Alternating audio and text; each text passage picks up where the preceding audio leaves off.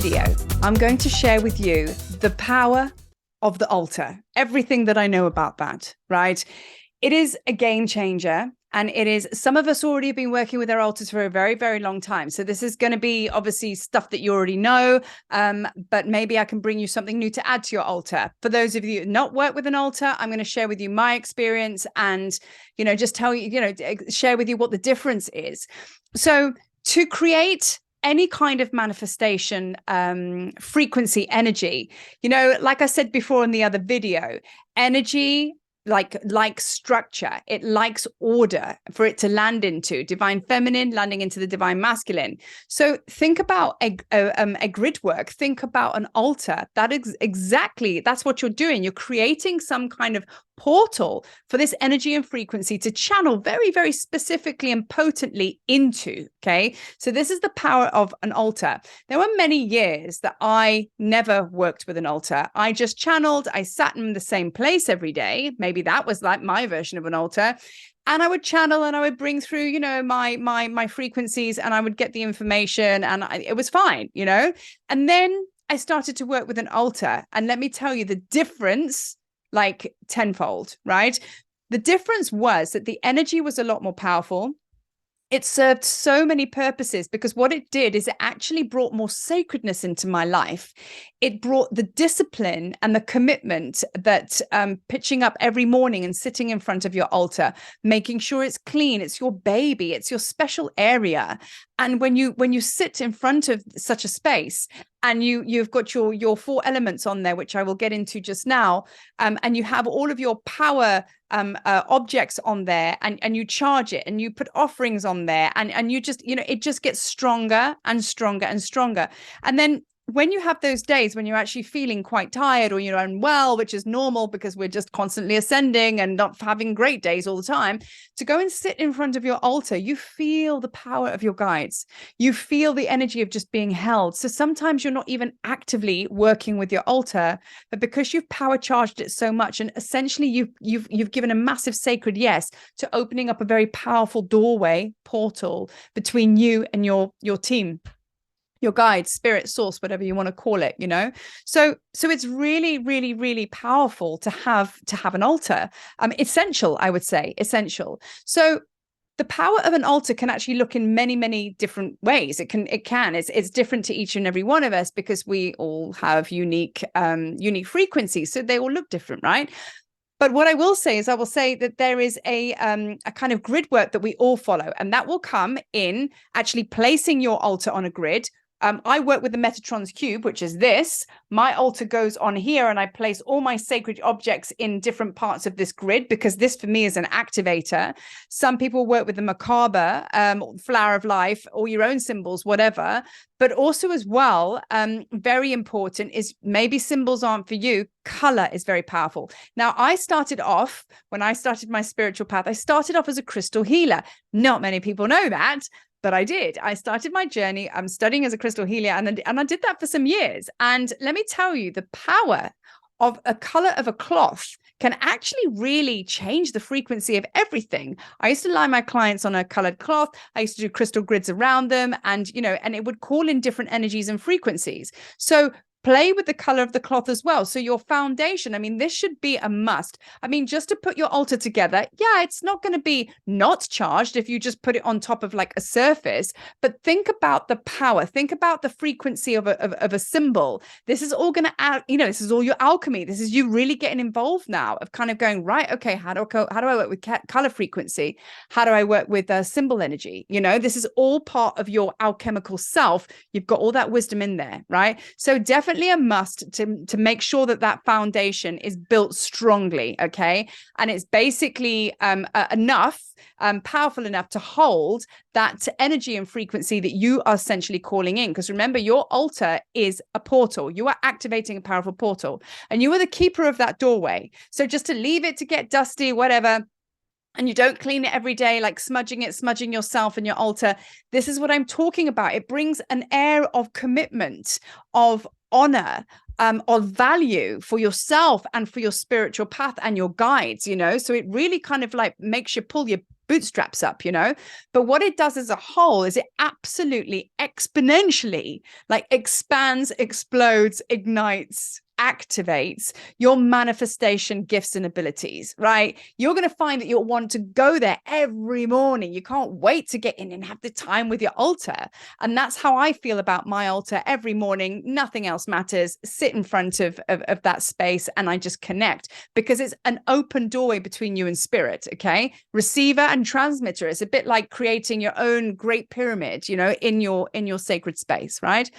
So there are many different ways that you can put an altar together. Okay. So what is essential is either the grid work or the color cloth, I would say personally, if you want the highest frequencies to come through.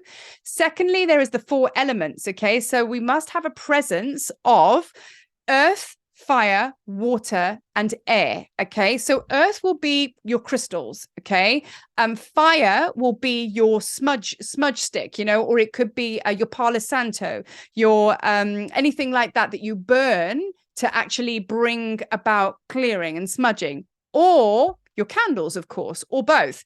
And then I'm just making sure I don't miss my list here. And then water. I have like sacred water that is from Peru. I have some from Jordan, which is where Jesus got baptized. I have some from the sacred well in Glastonbury, and I kind of rotate them. So water is also a powerful presence that must be on your altar as well. And then there's air, which is a feather, any kind of feather you can use, and just, to kind of like helps you with the smudging, but also placing that on your altar as well. So that's like air, water, fire, earth, air, whichever way you want to say. I'm sure I said it back to front there, but that's a must. Those are your 4 elements. Okay. Now they are your protecting forces. They are your guidance. Everything brings a lot of balance to your altar, right?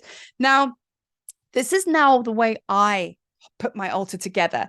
Now, what I work with is I work with 4 points in front of me. So I essentially create a square. Even when I meditate and I open myself as a portal, I actually put point 1 in front of me, point 2 there, 1 behind, 1 to the back right. And what I use are clear quartz points. Now, can you see? Because my little camera is going to pick that. There we go. Clear quartz points. And that is what they look like. And I have 4 of those placed on my altar. Okay. Now, when I engage and I open up to connect with spirit, I close my eyes. Now, those 4 points, they turn into 4 of my most powerful guides. I bring in Thoth. I bring in Isis. I bring in Anubis. And I bring in Hathor. And when that happens, I open up into a portal and I become the embodiment of Sekhmet or Shakirat, which is one of my personal guides. That's the way I open up, okay? Because what is very important about manifesting and that process when you're working with your altar is when you enter into that space to receive, you need to be in your fullness. So you need to open up as a very wide open portal. Half the time, that's the problem with us. We think that we're not receiving. You're not opening enough to receive. So that will encourage you to make sure that you are open, in your fullness, right? So that's the powerful presence of the crystal quartz on the altar. But when you visualize, you bring your guides in that manner, and you will feel the energy. Feel free to change in and out your guides. You may be working with different ones at different times, but for me, they're always pretty much the same. And then I call in my Golden Council of Light, Archangel Michael and the Legions of Light, and, Great White Brotherhood, whatever you feel called to do. And then protection, always for my altar and always for me.